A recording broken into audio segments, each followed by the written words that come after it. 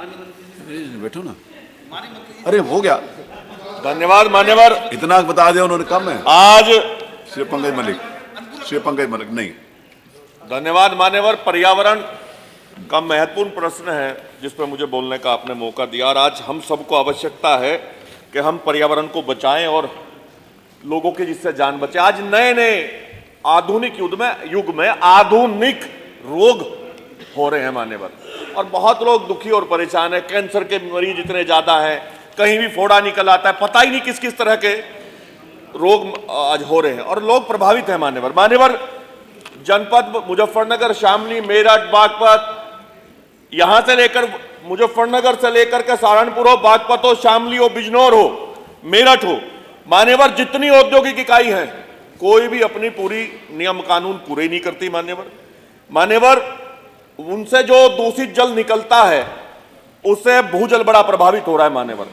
चाहे दोराला क्षेत्र का मामला हो, खतौली क्षेत्र, तितावी क्षेत्र, मुजफ्फरनगर के ब्लॉक में मखियाली, बोपाड़ापुर, बालियान, मंझेड़ा, भंडूरा, निराना, बहत्तरपुर, सिलाजुड्डी, संधावली, अन्य गांव में मान्यवर, एक धंधेड़ा में मान्यवर बड़ी खराब स्थिति है। आप जाकर के देखो, उसकी सही ढंग से जांच नहीं हो पाती मान्यवर। आपने वायु प्रदूषण की बात की, जल प्रदूषण की बात की, मैं आपसे आपके विभाग के संदर्भ में ही सवाल पूछना चाहता हूं मान्यवर। एयर क्वालिटी मॉनिटरिंग कमेटी की बैठकों के बारे में बताया कि मान्यवर, मैं आपसे जानना चाहता हूं एयर क्वालिटी मॉनिटरिंग कमेटी की बैठकें कितने समय अंतराल पर होनी चाहिए और क्या कमेटी की बैठकें उसके अनुरूप हो रही है मान्यवर? एक सवाल।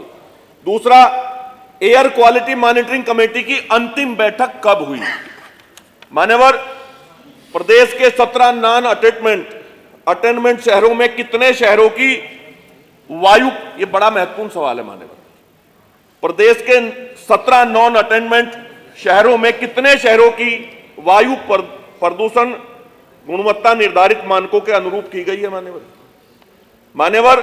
जल प्रदूषण के बारे में मैं पूछना चाहूंगा, प्रदेश की 14 नदियां, उनके लिए जो कार्य योजना बनाई गई है मान्यवर, 14 नदियों के लिए बनाई गई कार्य योजना के अनुसरण हेतु गठित रिवर रिजुवेनेशन कमेटी की बैठक कितने समय अंतराल पर होनी चाहिए और क्या कमेटी की बैठकें उस अवधि के अनुरूप हो रही है मान्यवर?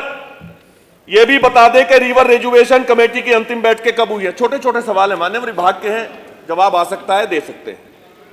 रिवर रिजुवेशन कमेटी की अंतिम बैठक कब हुई? कार्य योजना लागू किए जाने से प्रदेश की 14 नदियों में से कितने नदियों की जल गुणवत्ता निर्धारित मानकों के अनुरूप की गई है मान्यवर? यह महत्वपूर्ण सवाल है। एक मान्यवर मैं पूछना चाहूंगा, पर्यावरण मंत्री ये बता दें कि धुआं फैलने वाले उद्योगों की रोकथाम तथा उनसे उत्सर्जित होने वाले प्रदूषण नियंत्रण हेतु आवश्यक उपकरण की खरीद को प्रोत्साहित करने के लिए या बहुत सख्ताई के साथ हर यूनिट लगावे उन्हें, इसके लिए क्या कार्रवाई आपने की है, क्या खास कदम उठाए? क्योंकि मान्यवर टीम जाती है, हम लोग शिकायत करते हैं, टीम जाती है, जांच होती है, लेकिन उसके बाद फिर लिपाप होती मान्यवर। बहुत गंभीर विषय है और इस एक विषय से बहुत सारे विभाग प्रभावित हैं, क्योंकि जनता से जुड़ा मामला है, बहुत गंभीर रोग मान्यवर। मुजफ्फरनगर में अगर आप जाकर के देखें, इतनी बड़ी संख्या में, इतनी सख्ताई के बाद भी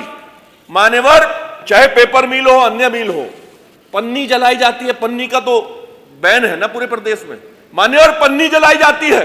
तरह तरह के नए नए रोग मान्यवर आ रहे हैं मान्यवर। आज आपका मूड अच्छा है मान्यवर, एक सवाल और पूछ लूं मान्यवर, पर्यावरण मंत्री यह बताने का कष्ट करें, मेरा मूड कब खराब मुख्यतः पश्चिमी उत्तर प्रदेश में भूगर्भ जल के प्रदूषण के खतरनाक स्तर पर पहुंचने के कारण विषाक्त होने से फैलने वाली घातक जन बीमारियों से सुरक्षा एवं बचाव के लिए आपके द्वारा ऐसे उद्योगों और निकायों को चिन्हित कर, ऐसे कितने उद्योग हैं जिनके खिलाफ आपने चिन्हित करके कार्रवाई की? कोई सूची हो तो मुझे बता दीजिए मान्यवर। एक दो सवाल और बाद में, ये पहले ही बता दें जरा। 7-8 तो पूछ चुके हो। नहीं मान्यवर, बहुत महत्वपूर्ण है मामला। 7-8 2 पूछने से मान्यवर, मजदूरों पर तो आपने कह दिया कि कानपुर भी प्रभावित हुआ था, इससे तो उत्तर प्रदेश का नहीं, देश का कोना कोना प्रभावित नहीं है। नहीं, मैं सिर्फ 2 प्रश्न और 8 प्रश्नों की बात मान्यवर आप तो चाहते हैं ना पर्यावरण मतलब ठीक आप हो। प्रश्नों में भी प्रदूषण मत मान्यवर आपने फैलाइए। विधानसभा का दूषित पर्यावरण ठीक कर दिया, वहां माननीय का भी तो मंत्री करा जी। दो प्रदेश का भी। माननीय मंत्री जी, नगर और उसके